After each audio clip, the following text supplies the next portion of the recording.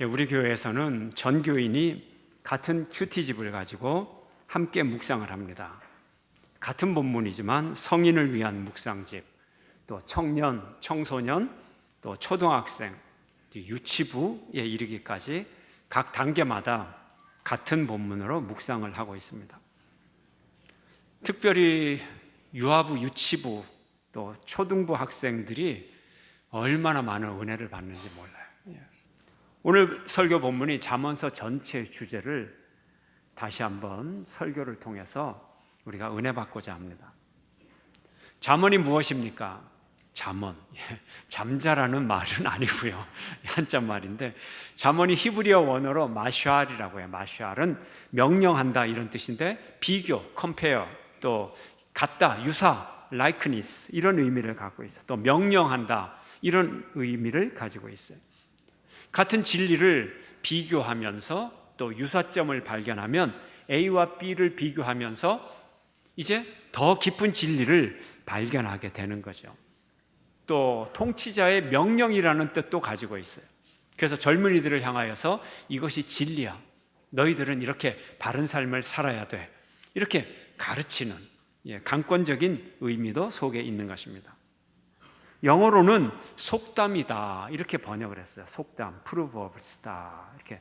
또 한자 말로 잠언이다 이렇게 한문 성경이 번역을 해서 한문 성경을 이제 일본어와 한국어 번역할 때 그냥 잠언이다 이렇게 번역을 했습니다. 잠언이란 가르쳐서 교훈한다, 가르쳐서 경계되는 말이다 이런 의미를 가지고 있죠. 잠이 무슨 잠이죠? 바늘잠이에요. 바늘, 침. 침이란 의미예요. 잠은. 그래서 바늘로 탁 찌르면 어떻게 돼요? 아이 따가워. 정신이 번쩍 드는 거예요. 경계가 되는 거예요. 콕 졸다가도 바늘로 한번 탁 찌르면 정신이 번쩍 나는 거예요. 그래서 잠언, 바로 가르쳐서 경계가 된다 하는 말. 경계가 뭐예요? 무슨 경자예요? 경계 경자. 무슨 계자예요? 경계 계자. 경계 경자 플러스 경계 계자니까 얼마나 경계를 잘해야 됩니까? 얼마나 경계를 잘하는 거예요. 그래서 바늘로 찌르듯이 경계를 해서 이제 미리 타오르고 정신을 바짝 차리게 해서 올바른 삶을 살아가라, 좋은 삶을 살아가라, 굿 라이프를 살아가라. 이것이 잠언의 목적인 것입니다. 우리가 신앙생활 왜 합니까? 좋은 삶 때문에, 굿 라이프 때문에, 잘 살려고 하기 때문에. 지혜 생활이란 결국 잘 살아간다는 거죠. 잘 산다는 거죠. 잘 사는 여러분 되시길 축원합니다.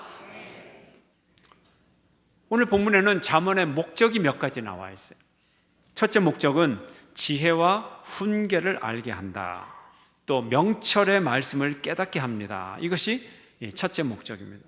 함께 읽어볼까요? 2절 말씀 시작. 이는 지혜와 훈계를 알게 하며 명철의 말씀을 깨닫게 하며.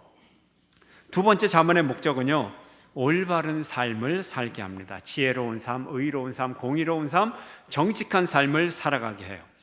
지식이 목적이 아니라 어떻다고요? 행하고 살아가게 하는 게 목적이에요. 3절 말씀 함께 읽겠습니다. 시작. 지혜롭게, 공의롭게, 정의롭게, 정직하게 행할 일에 대하여 훈계를 받게 하며. 세 번째로는 어리석은 자를 슬기롭게 합니다. 4절 말씀 함께 읽습니다. 시작. 어리석은 자를 슬기롭게 하며 젊은 자에게 지식과 근신함을 주기 위한 것이니. 잠언은 모든 사람에게 유익을 끼칩니다. 어수룩한 사람을 지혜롭게 합니다. 특별히 젊은이를 올바른 생각과 올바른 생활로 인도하고 그의 판단력을 키워줍니다. 생각의 근육, 사고의 훈련을 해서 어떤 것이 옳은지, 어떤 것이 의로운지, 또 그 마음을 정직하게 해서 판단력이 민첩하도록, 명철하도록 그렇게 잠언을 만들어주는 거예요. 그래서 잠언은 모든 사람을 위한 책이지만 특별히 젊은 사람을 위한 책인 것입니다. 젊은 사람이 일찍 지혜를 깨달아서 그가 살아갈 날이 오랜 시간 동안 성공적인 인생을 살 수 있도록, 그래서 낭비 없이 많은 열매와 보람이 있는 생활을 하도록 그렇게 도와주는 것이 잠언의 말씀인 것입니다. 오늘 본문이 1절에서 7절이지만요, 잠언의 목적을 제가 3가지만 꼽았지만 실제로는 안 그래요. 1절에서 7절까지만 해도 잠언의 목적이 6가지, 7가지나 뽑을 수가 있어요. 그럼 너무 많으면 이해하기가 힘들어요. 목사님, 한 단어로 잠언을 좀 요약을 해주세요. 오늘 본문에 한 문장으로 나와 있어요. 7절의 말씀입니다. 잠언의 지혜를 한 문장으로 요약을 합니다. 7절 함께 읽겠습니다. 함께 시작. 여호와를 경외하는 것이 지식의 근본이거늘 미련한 자는 지혜와 훈계를 멸시하느니라. 아멘. 자, 지혜의 정의가 뭐냐? 지식의 근본이다. 근본이라는 뜻은 최초의, 최고의, 최상의 이런 뜻을 갖고 있어요. 최고의 지식은, 최초의 중요한 지식은 뭐 하는 거라고요? 여호와를 경외하는 것이다. 여호와를 경외하는 것이 최고의 지식이다. 최고의 지혜다 하는 것입니다. 지식은 하나님을 향한 올바른 태도에서 시작이 됩니다. 모든 지식은 하나님을 인정해야 되고요, 하나님을 믿고 하나님을 의지하려는 마음가짐, 이런 태도, 이 마음의 자세에서 시작이 되는 거예요. 우리가 하나님을 경외할 때 최고의 지식, 나를 살리고 이 사회를 살리는 최고의 지식이 우리에게 임하는 것입니다. 참 지식의 소유자가 되시길 주의 이름으로 축원합니다. 최고의 지식이 여호와를 경외한다 그랬어요. 여호와는 하나님이에요. 그러면 경외하는 것은 무엇을 뜻할까요? 경외한다. 경외하는 것은 하나님을 바라보는 거야. 나를 바라보는 게 아니에요. 그러므로 첫째로 하나님을 경외하는 사람은 내 생각에 머물러 있지 않는 거예요.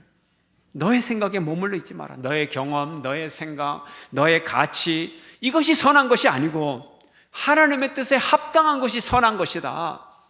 이걸 깨닫는 거예요. 제가 주중에 한 문자를 받았어요. 털컥 한 문자가 왔는데 이렇게 써져 있어요.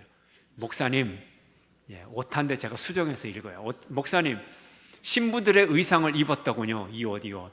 천주교와 교회 관계를 모르십니까? 악은 모양이라도 버리라 하셨는데 혼합주의로 교인들의 영을 더럽히고 죽인다고는 생각 안 합니까? 본받을 걸 따라해야지 부끄럽지 않나요? 이 문장대로 하면 여러분들은 다 도살장의 소예요. 지금 죽으려고 여기 와 있는 거예요. 아, 대단합니다. 그래서 제가 어이가 없어서 잠시 웃었어요. 교회 역사를 공부해 보면요, 많은 신앙 논쟁이 있는데 옷 가지고 이렇게 저주하는 거는 2000년 동안에 최초예요. 최초예요. 실명을 알아내가지고 교회 역사 속에 기록을 좀 해야 될 것 같아요. 제가 입은 옷은요, 특별한 옷이 아니고요, 가장 원시적인 옷이에요. 가장 원시적인 거예요. 뭐 여기 무슨 장식이 있어? 그냥 두루룩 박은 거예요, 그냥. 저도 만들 수 있어요, 제가. 물론 제가 만든 거 아니지만. 가장 기본적인. 그래서 카톨릭 스타일이 아니고요, 앤틱 스타일이에요. 앤틱 스타일. 오래된. 박병욱 스타일이에요. 저 혼자만 이 세상에서 이거 하나밖에 없는 옷이에요. 한 벌. 그 다음에 대구중앙교회에서 입었기 때문에 대구중앙 스타일. 아멘. 구약시대의 제사장 옷을 한번 보세요. 그리고 반포 속옷이라고 하는 가장 속에 입는 옷이에요. 보세요. 더운 여름날이라서 원래는 겉옷까지 다 입어야 되는데 제사장 옷 중에서 반포 속옷만 입은 거예요. 다음 사진 한번 보세요. 예수님 사진인데 제 옷이 예수님 옷 닮았잖아요. 제 얼굴도 예수님 닮았는데 옷까지 예수님 닮았어요. 다음 사진이요. 예수님이 이렇게 입었어요. 우리는 예수님과 아무 상관없는 한복을 입어요. 한복. 그리고 예수님과 아무 상관없는 양복을 입고 넥타이까지 매요. 예수님하고 아무 상관없는 폴리에스테르 100% 그런 옷도 입어요. 근데 저는 예수님 옷과 가장 비슷한 옷으로, 예수님과 상관없는 남방도 입어요, 사람들은. 근데 저는 예수님 가장 비슷한 옷으로 천연 섬유로 입었단 말이에요. 베드로도 이런 스타일의 옷을 입었고 사도 바울도 이런 스타일의 옷을 입었고 현재도 지구상에서 수억 명의 사람들이 이런 스타일의 옷을 입고 살아요. 모칼라 디자인이죠, 이거. 예수님이 쇼를 이렇게 돌려면 그거를 디자인화해서 만든 거예요. 근데 이 특별한 거 아니에요. 여자들 칼라 다 목 돌아가면서 입은 거 다 이런 스타일 아니에요, 그죠? 그런 거예요. 그리고 제가 왜 길게 입었을까요? 아까 사진 보면 다 길게 입잖아요. 이게 원래 속옷이에요. 저 말하기가 민망하지만. 그래서 이 속에는 더 이상 안 입습니다. 저는 바지를 입었지만 물론. 그래서 속에는 아무것도 안 입고 이걸 처음 입기 시작한 거예요. 그래서 길어야만 돼요. 이게 짧으면 정말 민망한 상황이 벌어져요. 그래서 구약 성경에 뭐라고 기록되어 있느냐? 제사장들의 옷은 길게 입어라. 계단을 올라갈 때도 종아리도 보이면 안 된다. 종아리도 보이면 안 된다. 왜요? 종아리 정도 보이면 각도에 따라서는 민망할 수가 생기니까. 그래서 종아리도 보이면 안 된다는 거. 언제? 계단 올라갈 때도. 그러면 어떻게 돼야 돼요? 복숭뼈, 다리 복숭뼈 정도까지는 가야 그게 충족시킬 수 있는 게, 이게 기본이에요. 성가대가 입은 게 촌스러운 거예요. 어떻게 가운이 무릎까지 옵니까? 이게 원조인데. 잘 아셔야지. 이 옷의 역사를 좀 알고 얘기를 해야죠. 그래서 실제로 제가 의상 전문가 되시는 대구 제일교회 권사님하고 고증하고 상의해 가면서 만든 옷이에요. 세계에서 하나밖에 없는 내 스타일입니다. 그걸 바라보는 여러분 스타일입니다. 옷은 자기가 즐겨 입고 자신 있게 입으면 자기 스타일이 되는 거예요. 그렇죠? 제가 아까 받은 그 문자를 무시해 버릴까 하다가 그래도 답은 보냈어요. 이렇게 흉내낸 것이 아니라 이유가 있어서 제가 디자인해서 만들어 입은 것입니다. 교리를 아무리 들여다봐도 의상 규정은 없습니다. 평신도 같으신데 무엇을 염려하시는지 제가 잘 알고 있으니 염려 안 하셔도 되겠습니다. 관심 보여주시고 말씀하여 주셔 감사합니다. 이렇게 보냈어요. 그래도 이거 보낼 때는 제가 마음이 좀 가벼웠는데 몇 시간 후에 이 문자를 다시 읽어보니까 말이죠, 이 사람 마음이 느껴지는 거예요. 이 마음이 얼마나 악한지 짜증스럽고 제 마음에 화가 나더라고요. 너무 무지하잖아요. 근데 더 큰 문제는 그 마음이 악하다는 거예요. 못된 마음을 갖고 있다는 거예요.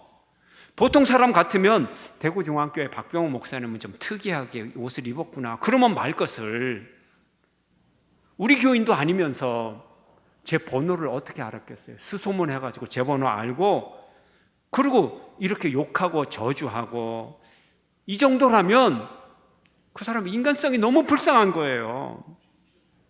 그래서 제가 제 아내에게 온 문자, 제가 보낸 문자 보여줬어요. 여보, 내가 이런 문자를 받고 이렇게 답을 했는데 나 되게 바보 같아. 그리고 내가 감사하다 그랬잖아. 하나도 감사하지 않은데 내가 왜 이런 편지를 보냈을까? 제 아내가 그걸 열심히 읽더니 문자만 보면 좀 바보 같대요. 저를 저주했는데 제가 감사하다 그랬으니까 문자를 보면 좀 바보 같은데 자기가 저하고 30년을 살아서 제가 바보 아닌 건 안 돼요. 그래서 제가 위로를 받았어요. 내가 위로를 받았어요. 나 바보 아니구나. 악한 것도 아니고 바보도 아니구나. 이 사건을 왜 설교 시간에 주제가 됩니까, 여러분? 왜 설교 시간에 주제가 됩니까? 이런 사람들이 우리 한국교회에 많아요. 참 심각한 병입니다, 여러분. 가슴이 아파요. 정말 우리가 여기서 교훈을 받아야 돼요. 잠언의 말씀은 우리에게 교훈합니다. 29장 20절 말씀 함께 시작. 내가 말이 조급한 사람을 보느냐, 그보다 미련한 자에게 오히려 희망이 있느니라. 이 잠언의 말씀.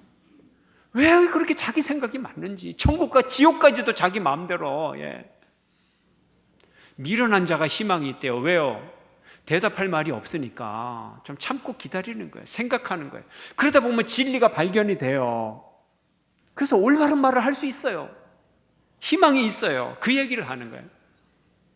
22절 말씀은 어떤가요? 함께 시작. 노하는 자는 다툼을 일으키고 성내는 자는 범죄함이 많으니라. 죄지었어요. 어떻게 이렇게 교회와 성도와 또 목사를 모욕할 수가 있어요?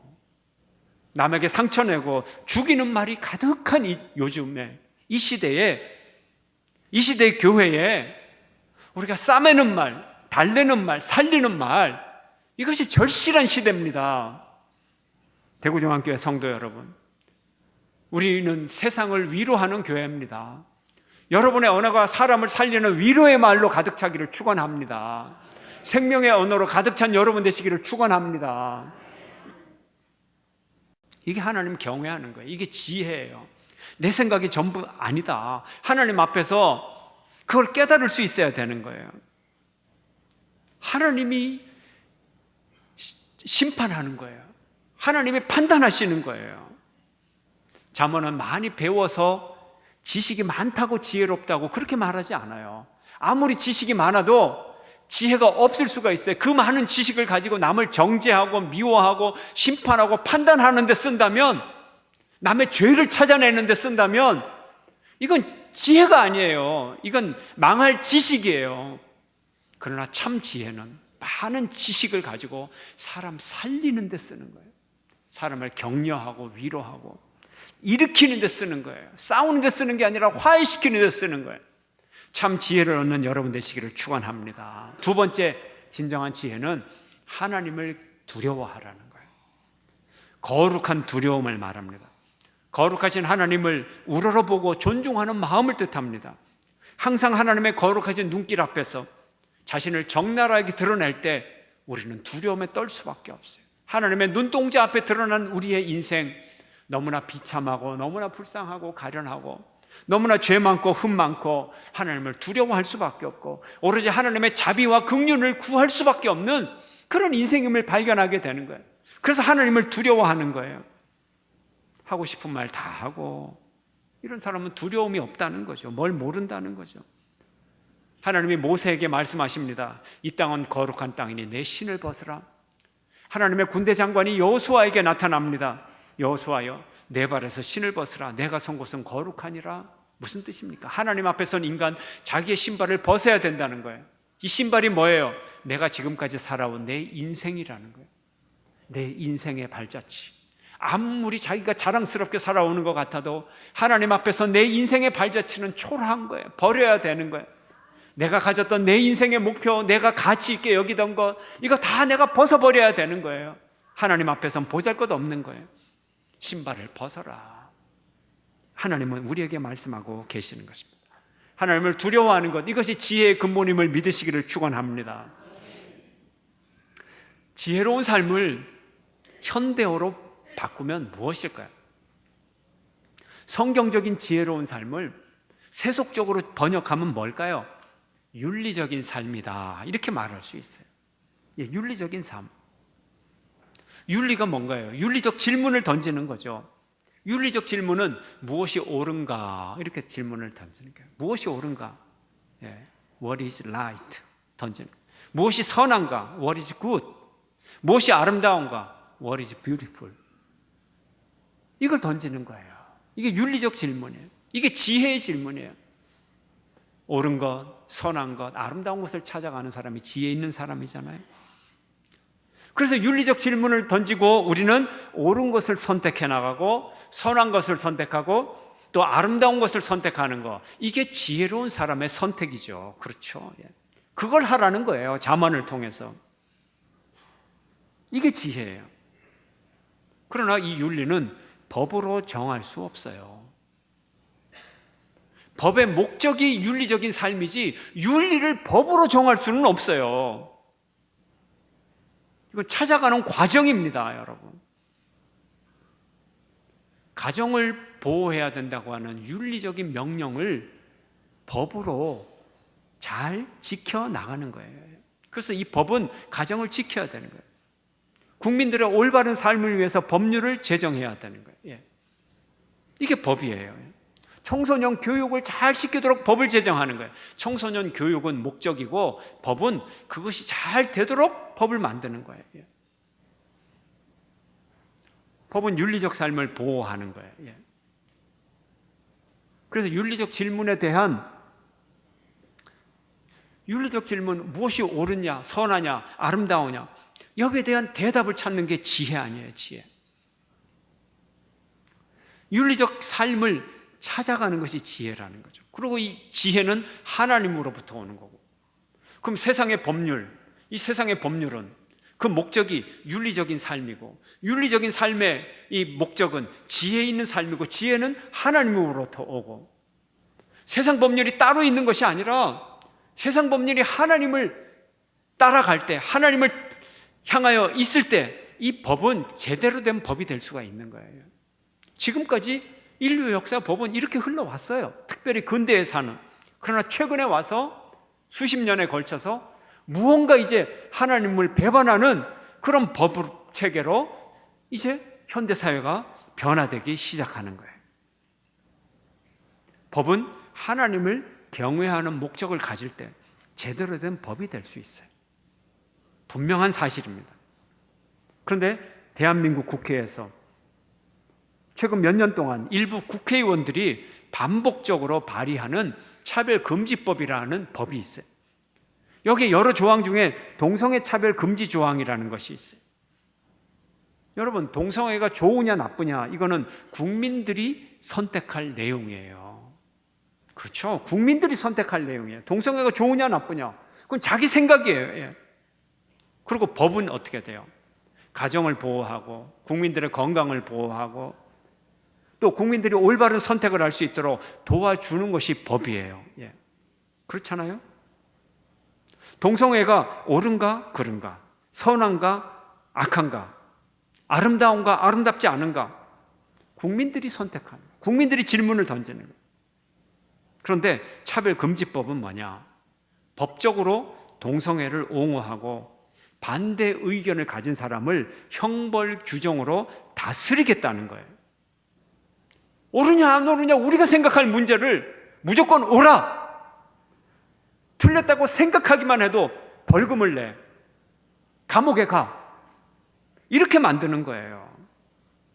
동성애는 옳아, 토론 끝, 논쟁 끝, 입 닥쳐, 이거예요. 예. 이게 문제라는 거예요, 여러분.